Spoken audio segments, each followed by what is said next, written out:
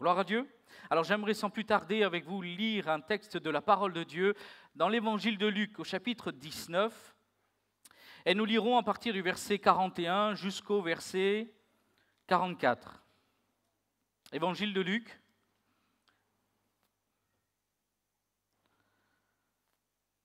chapitre 19, verset 41. Alors il est écrit, comme il approchait de la ville, il est question ici de Jésus-Christ, il approchait de la ville, Jésus, en la voyant, pleura sur elle et dit, « Si toi aussi, au moins en ce jour qui t'est donné, tu connaissais les choses qui appartiennent à ta paix. Mais maintenant, elles sont cachées à tes yeux. Il viendra sur toi des jours où tes ennemis t'environneront de tranchées, t'enfermeront et te serreront de toutes parts. Ils te détruiront, toi et tes enfants au milieu de toi, et ils ne laisseront pas, en toi pierre sur pierre, parce que tu n'as pas connu le temps où tu as été visité. » C'est une parole qui peut apparaître comme dure, mais qui nous amène à une réalité, à notre responsabilité personnelle. Parce que Dieu ne force personne. Dieu n'est pas celui qui va opprimer quelqu'un à le suivre. Et ces bien-aimés qui vont s'engager par les eaux du baptême, c'est une bonne conscience qu'ils vont déclarer que Jésus est leur sauveur et Seigneur personnel. Et dans ce texte ici, nous voyons que le Seigneur Jésus est la réponse de Dieu pour l'humanité. C'est le Seigneur qui a été envoyé par Dieu pour que toute l'humanité puisse savoir qu'il y a une espérance, une possibilité encore de quitter les ténèbres et de venir à la vie. Et nous voyons ici l'auteur qui va souligner plusieurs choses. Premièrement, au verset 42, il va dire « Si toi aussi ». Jésus va déclarer cette merveilleuse parole « Si toi aussi ». Il n'exclut personne. Mais si toi aussi cet après-midi, en entendant la prédication de l'Évangile, si toi aussi tu puisses ouvrir non pas simplement ton oreille mais ton cœur, eh bien les choses peuvent changer. Si toi aussi, Dieu s'adresse personnellement aussi à ta vie, à ma vie. Et en prêchant la parole de Dieu, je crois que Dieu parle aussi à mon cœur. Si toi aussi, Cédric, tu ouvres ton cœur, tu verras des choses merveilleuses. Alléluia. Et il est question pour nous de comprendre que Dieu veut parler à nos cœurs, non pas simplement à notre voisin ou à la personne qui n'est pas présente cet après-midi. Ah, si elle n'aurait été là, n'aurait été bien. Dieu parle à nous cet après-midi, à chacun d'entre nous qui sommes présents et peut-être de ceux qui verront cette vidéo ou autre, qu'importe les médias. J'aimerais vous dire que Dieu veut parler à ton cœur. Si toi aussi, on dirait que Dieu ne nous a pas oubliés. Dieu veut s'adresser à chacun d'entre nous. Et il dira, au moins en ce jour qui t'est donné. Et j'aimerais peut-être préciser, en cet après-midi qui t'est donné. On dirait qu'aujourd'hui, Dieu nous donne un temps favorable. Dieu nous accorde un moment particulier pour entendre l'Évangile, pour laisser le Seigneur toucher notre cœur. En entendant les témoignages de ses bien-aimés, nous pouvons être touchés. Et que c'était comme si que Dieu mettait comme une pause dans notre vie et il nous amène aux choses essentielles, à l'éternité, à notre cœur, à notre âme. Et peut-être cet après-midi, si vous êtes malade, Dieu aussi est capable de vous guérir. Et ce n'est pas un hasard si vous êtes là, quand bien même si toutes les choses ont été préparées pour que étant salé soit favorisé, Dieu sait que vous allez être là cet après-midi. Et Dieu sera capable de parler à votre cœur. Il nous a donné cet après-midi. C'est lui qui a le pouvoir de créer les jours. C'est lui qui fait lever le soleil, qui le fait coucher. C'est lui et la journée que le Seigneur a faite pour nous aujourd'hui, qu'elle soit pour nous un sujet de joie. Qu'elle soit pour nous un sujet de délivrance, de renaissance, où le Seigneur se révélera à notre cœur. Je veux le croire de tout mon cœur.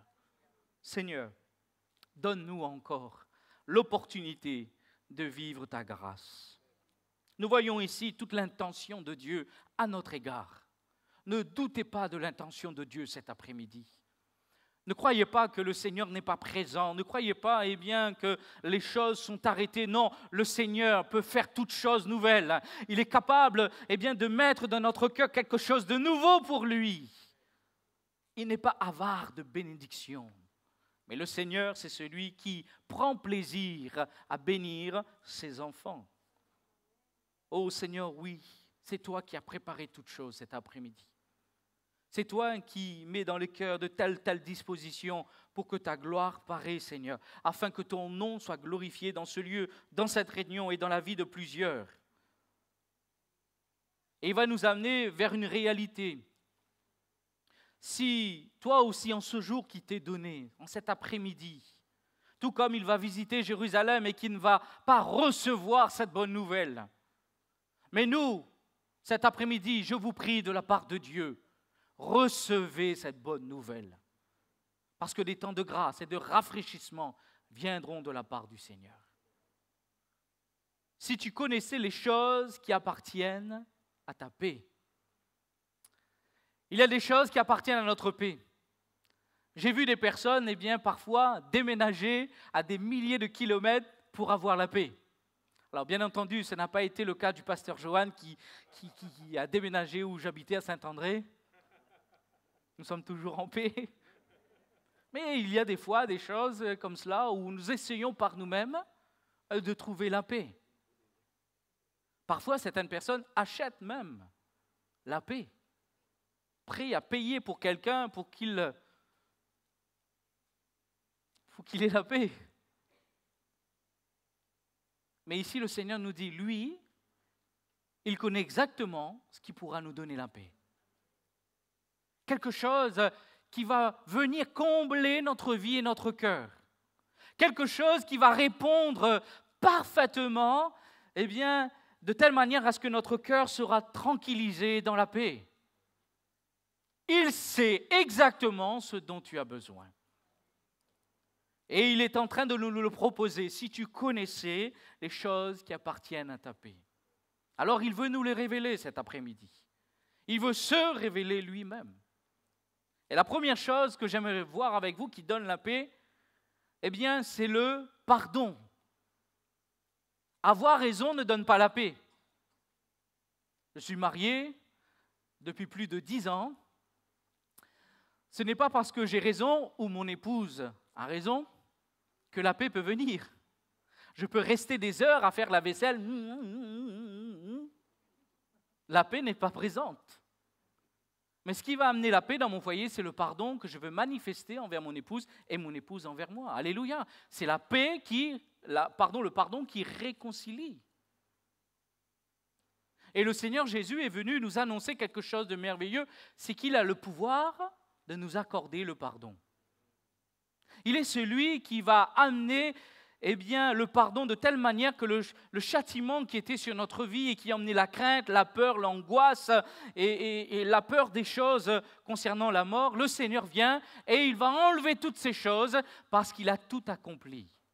Et à la croix du Golgotha, la Bible nous dit que le châtiment qui devait tomber sur nous est tombé sur lui afin que nous puissions recevoir la paix en retour. Alléluia! Cet après-midi, Jésus t'offre le pardon dont tu as besoin. Quand nous ne sommes pas pardonnés, il y a de la crainte. Il y a des choses qui ne permettent pas à ce que la paix se manifeste. Beaucoup d'incertitudes, beaucoup de choses qui emmènent plutôt le trouble. Mais Jésus, lui, il connaît ce dont nous avons besoin, c'est la paix. Certaines personnes pensent qu'en possédant des choses, nous aurons la paix. Nous pourrons avoir la plus belle cuisine du monde entier. Mais cela ne nous donnera pas la paix. Et certaines personnes pensent qu'il manque une personne dans leur vie. Alors ils courent après une épouse, après un mari, pensant que c'est la chose qui leur manque. Bien entendu, Dieu est celui qui pourvoit à nos besoins et il sait parfaitement nous donner ce qu'il conviendra. Alléluia! Mais même en étant mariés, nous ne pouvons aussi ne pas être en paix. Nous pouvons avoir un compte en banque énorme. Plaise à Dieu que vous l'avez, gloire à Dieu. Dieu n'est pas contre le compte en banque énorme. Mais cela ne donne pas la paix. Parce qu'il y a une condamnation qui est sur l'humanité. Tous les hommes sont pécheurs. Tous sont privés de la gloire de Dieu. Et même le temps qui passe ne donne pas la paix. Et comme le frère a parlé de mon témoignage, même en étant enfant, ayant connu pendant quelques années l'Église, l'Évangile, mais cela ne suffisait pas à donner la paix. 25 ans plus tard, le Seigneur vient toucher ma vie après. Et c'est là que la paix se manifeste. Et pendant toutes ces années, j'ai été dans de l'angoisse, j'ai été dans des choses qui ont détruit ma vie. J'ai été de ceux qui vont prendre des choses, que ce soit la drogue, l'alcool, toutes sortes d'addictions, pour essayer de rechercher la paix. Et j'ai vu que souvent, ces personnes qui prennent des choses, ce qu'ils désirent, ce qu'ils soupirent, c'est un peu de repos. Tellement de souffrance dans les cœurs, tellement de malheur. Mais Jésus, c'est celui qui ce soir nous donne le vrai bonheur, la vraie paix. Ce dont tu as besoin, c'est que le Seigneur puisse laver ta vie, purifier ton âme. Et il est venu le faire. En venant vers Jérusalem, c'était le message de Dieu. C'est celui qui réconcilie les hommes avec Dieu. Alléluia! Il est le seul qui peut avoir ce pouvoir de nous réconcilier avec Dieu. J'ai vu que nous pouvons pardonner lorsque nous avons goûté au pardon de Dieu.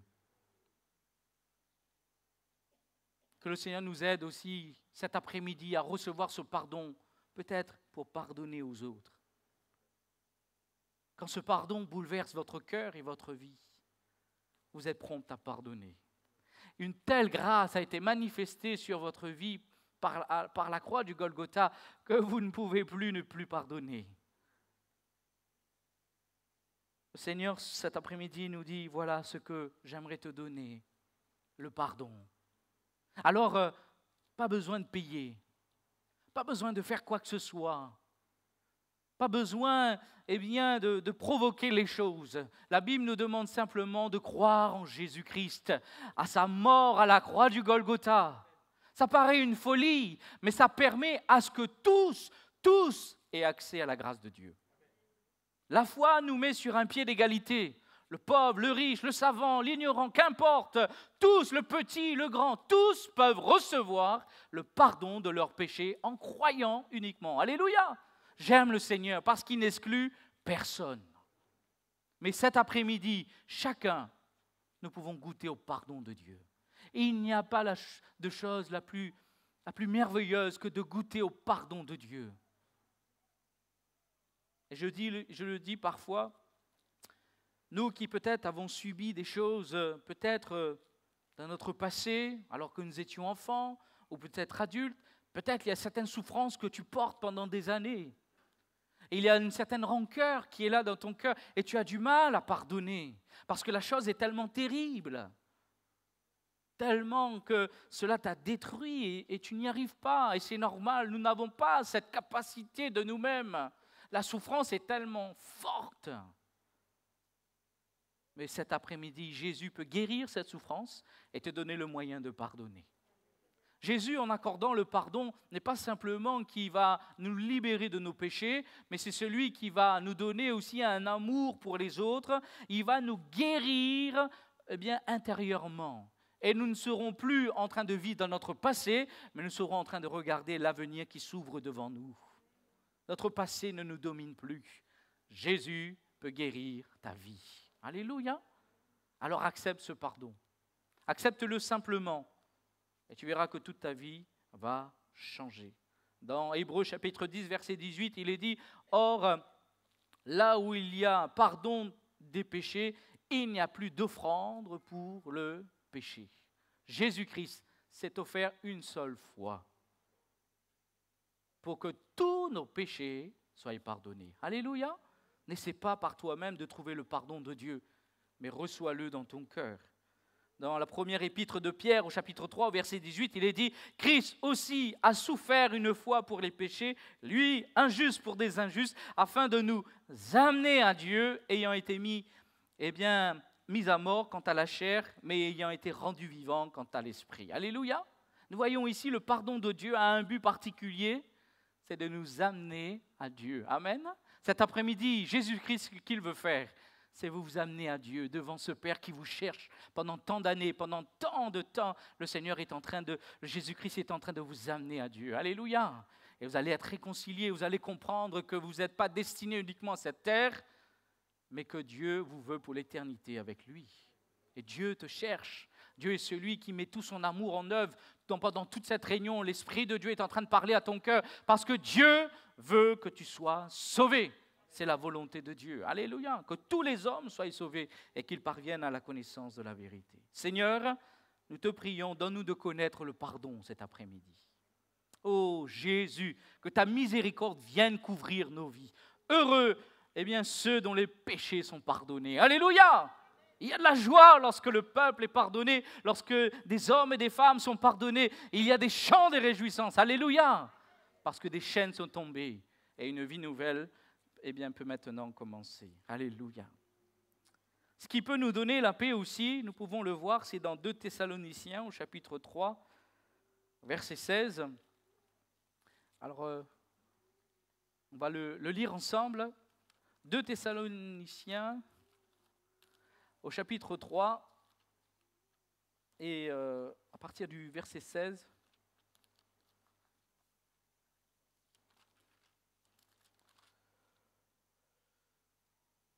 Il est dit dans ce texte que le Seigneur de la paix vous donne lui-même la paix en tout temps, de toute manière. Que le Seigneur soit avec vous tous. Ici, c'est l'apôtre Paul qui va s'adresser à une église, à des gens qui croient dans le Seigneur Jésus. Et il est en train de les rappeler, il est en train d'amener tout à nouveau une révélation puissante dans leur cœur, c'est que le Seigneur de la paix, Jésus-Christ, n'est pas venu condamner les hommes. La Bible nous dit qu'il est venu les sauver. Cet après-midi, l'intention de Dieu à ton égard, c'est de te sauver, de t'amener plus loin dans le salut. Car il est le Seigneur de paix. Son ministère est un ministère rempli de paix dans la vie de tous ceux qui l'ont croisé. La paix de Dieu qui surpasse toute intelligence et qui a le pouvoir de garder nos cœurs et nos pensées en Jésus-Christ. Et il est dit que le Seigneur de la paix vous donne lui-même. Ce dont nous avons besoin encore cet après-midi, c'est de la présence de Dieu dans notre cœur. Vous savez, dans notre vie, alors que nous sommes composés d'un corps, d'une âme, d'un esprit, il y a un emplacement dans notre vie que personne ne peut combler. Il y a comme une empreinte dans notre vie où plusieurs personnes vont mettre des choses pour essayer de combler. Certains vont mettre le travail, certains vont mettre l'alcool, certains vont mettre une position sociale, certains vont mettre un foyer ou des enfants. Ils vont essayer de combler ces choses, cet espace, par bien des choses. Mais seul Jésus peut combler nos vies. Parce qu'il va mettre la présence de Dieu même dans notre vie. Alléluia. Nous sommes destinés à être le temple du Saint-Esprit, le temple de Dieu. Notre vie même doit être une adoration à Dieu, la maison du Seigneur. Alléluia. Tu n'es pas simplement un homme, une femme, tu n'es pas simplement quelqu'un parmi tout le monde. Non, Dieu veut résider en toi. Et c'est la personne de Jésus. Et le Seigneur va dire, au travers de l'apôtre Paul, il dira qu'il va donner lui-même la paix en tout temps. Nous vivons dans un monde d'incertitude, n'est-ce pas? Tout peut changer dans ces temps. Nous vivons des temps particuliers où tout est instable. Aujourd'hui, c'est Biden, demain, c'est Trump. Ça peut changer à tout moment. Ça évolue tellement, on n'est plus sûr de rien. Mais le Seigneur, lui, il ne change pas. De génération en génération, il est le rocher des siècles sur lequel nous pouvons nous appuyer. Et c'est ce rocher qui veut nous proposer la paix. Les siècles traversent, Dieu donne encore la paix. Les défis sont différents dans chaque génération, mais Dieu est capable de donner la paix encore. Alléluia. Et c'est lui-même, il est question de sa personne qui veut maintenant s'installer dans notre cœur et dans notre vie. Seigneur, j'aimerais que tu puisses te révéler toi-même à chacun cet après-midi.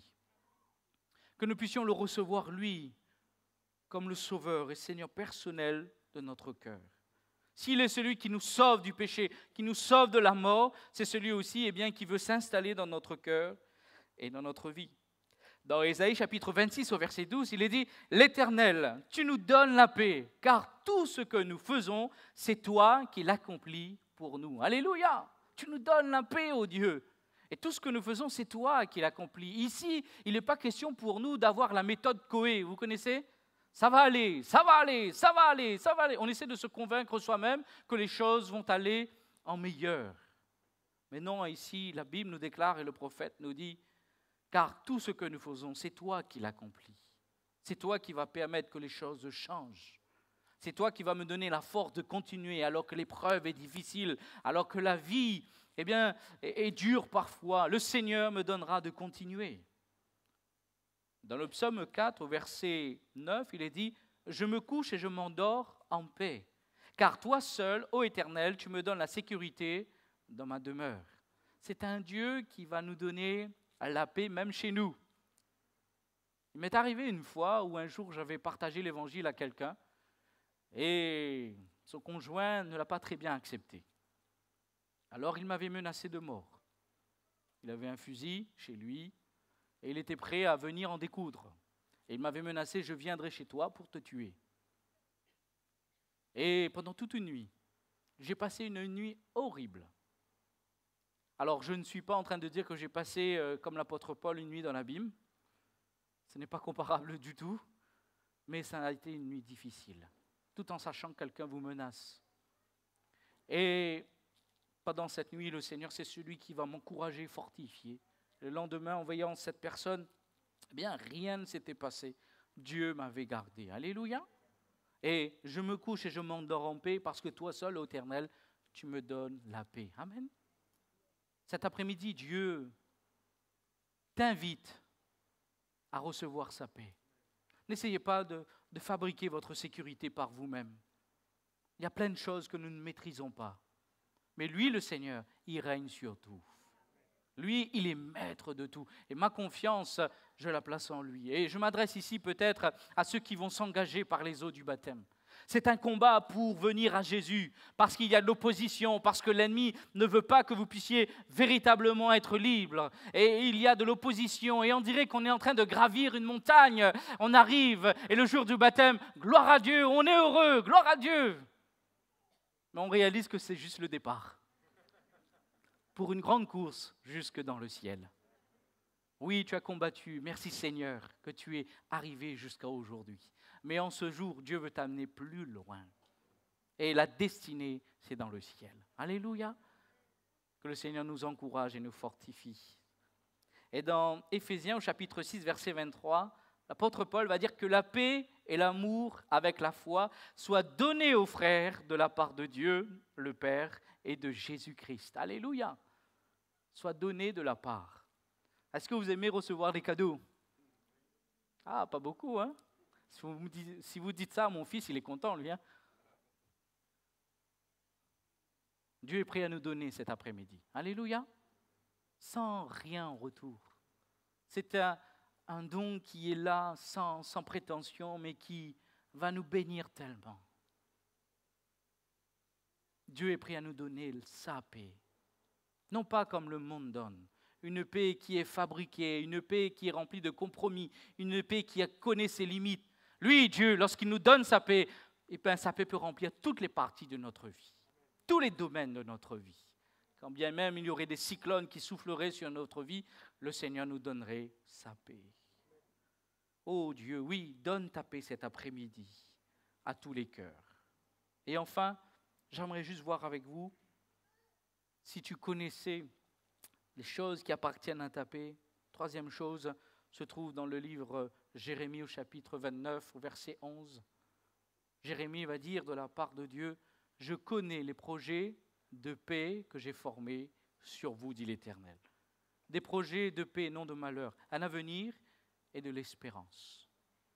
J'aimerais juste vous dire que le Seigneur n'est pas l'auteur de nos malheurs. Dieu n'est l'auteur d'aucun malheur. Ici, il est dit que Dieu connaît les projets de paix et non de malheur. À aucun moment, Dieu a désiré mettre le malheur dans notre vie. Et pourtant, nous l'avons lu, Jérusalem ici, alors parce qu'ils ne vont pas recevoir Jésus comme le Messie, comme le Sauveur, eh bien, il va y avoir des temps difficiles qui vont venir. Et cet après-midi, j'aimerais que tu puisses éviter tous ces temps de malheur. Parce que quand on marche avec Dieu, le Seigneur est celui qui va nous délivrer.